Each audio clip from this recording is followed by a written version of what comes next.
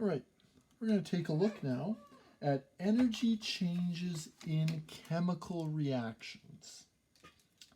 So we know that some chemical reactions release heat, some chemical reactions absorb energy. And we're going to learn about how to communicate about it, how to calculate it, things like that. So we're going to be working a lot with chemical reactions in this section. First thing, we're going to burn some methane in symbols. When methane, which is CH4, combines with oxygen, what are the products of the reaction? It's a combustion reaction. So we get CH4 plus O2, which yields us, what does that yield us? CO2 plus H2O. That is our reaction. It is a combustion reaction. We need to always balance. Anytime you see a chemical reaction, you have to balance that reaction. So we're going to need two of these guys. Right? Our carbons are balanced. 4 hydrogens. Now 4 hydrogens. Now we deal with our oxygens. We got 2 on this side. We've got 2, and we now have 4. So we need a 2 there. So 1, 2, 1, 2. We need to put the numbers in. Balanced. Now this is burning methane. It's burning a gas. What else is given off in this reaction? Well, guess what? We also get some heat from this reaction. This reaction gives off heat. And because this reaction gives off heat, we put it over here in the product side. Right? This is a fire.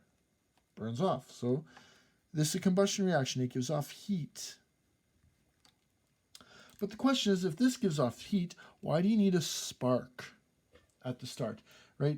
These two things don't combine on their own. You need to give them a little spark, a little kickstart. And then once the reaction starts happening, then you get the heat from it. So the spark does something. It initially breaks apart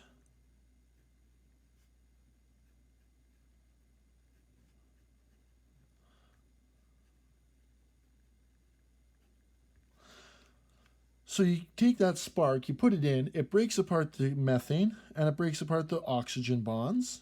And now that they're broken apart, they reform into this new chemical system. And when they reform, they release heat. Now it took some energy to break those apart, but you're getting energy out. And in this chemical reaction, we get more energy out than we put in.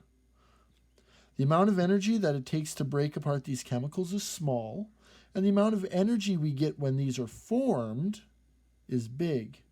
So we get more energy on this. We call this an exothermic reaction.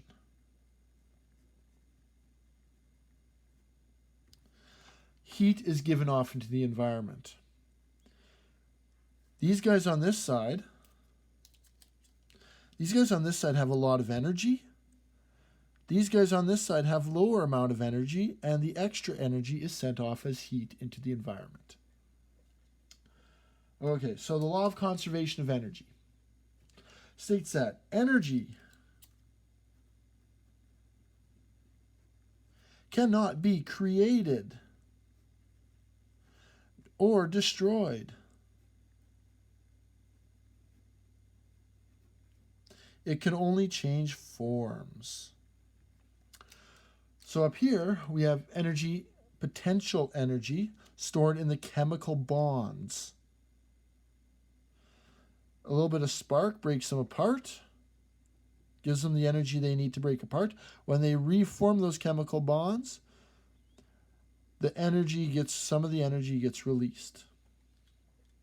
So we're going to look at the difference between endothermic processes and exothermic processes. In an endothermic process, energy is absorbed from the environment.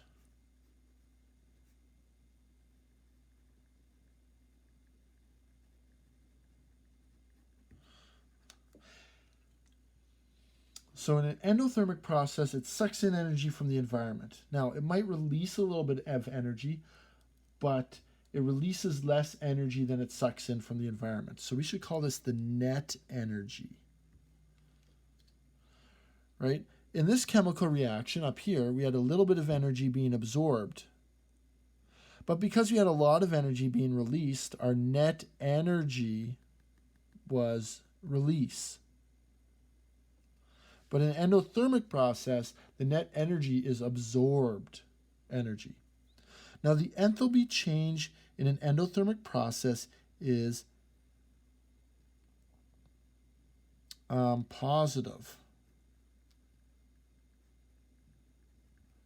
The enthalpy change is positive because the chemicals, the reaction, is absorbing energy. The reaction is getting more energy in it.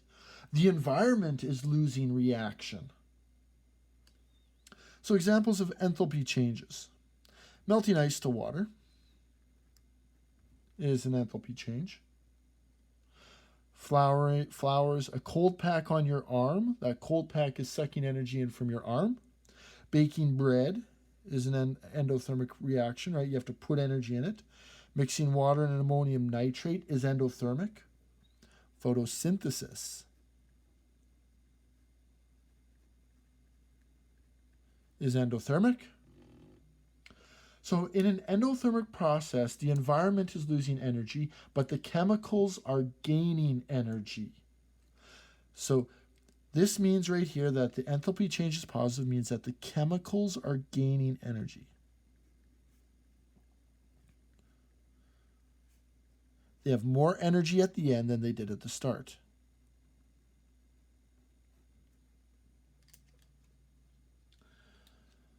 All right, so let's look at what an exothermic process is. And I'm running into a little bit of difficulty. I need to move a few things around. An exothermic process, I'm going to do this one in red. The net energy is released to the environment.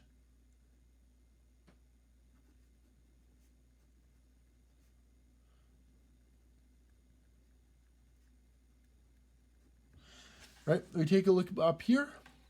It takes a little bit of energy going in to set this chemical reaction off. So the chemicals absorb a little bit of energy, but then they release a lot of energy. So in this one, at the start, the chemicals have a big amount of energy. And then at the end, the chemicals have a little amount of energy, and a little amount of energy has been released. So the chemicals over here had all the energy, and then over here the chemicals have half the energy, and half the energy again is released.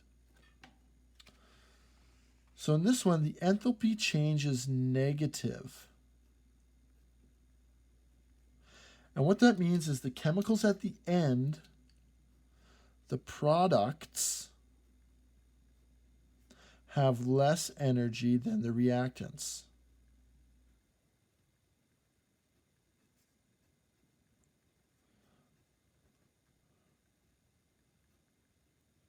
And what happened to that energy?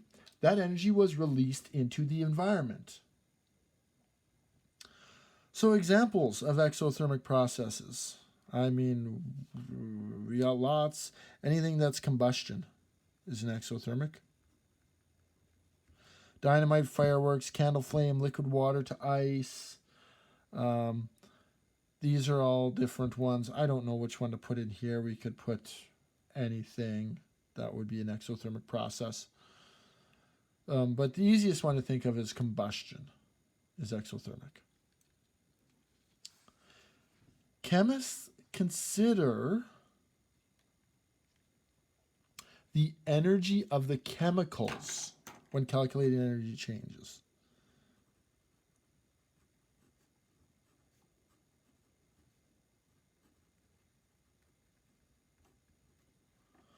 So the energy of the products and the reactants and the products. I'll write it first.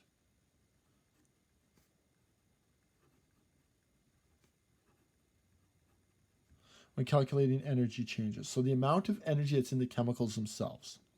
Chemists define the total internal energy of a system at constant pressure as enthalpy. Enthalpy is given the symbol H, heat. Chemists have no method of measuring the total energy of a system easily. I mean, you can, but it's difficult. But they can measure changes in this energy. They do this by examining what happens to the temperature of the system. Does the temperature go up? Does the temperature go down? Right? Sometimes you can put salt in water. And that salt will cause the water temperature to drop. That means we had an endothermic dissolving of salt. And because energy went from the water into the salts. So other times you can put salt into water and the temperature will go up. That's an exothermic dissolving of salt. And because energy from the salt went into the water, increasing the temperature in the water. You can do that in a calorimeter. These changes are called delta H, or enthalpy change. H is enthalpy, delta means change. We use the symbol delta to represent change. Therefore, we will generally always refer to the change in enthalpy, or delta H, change in enthalpy.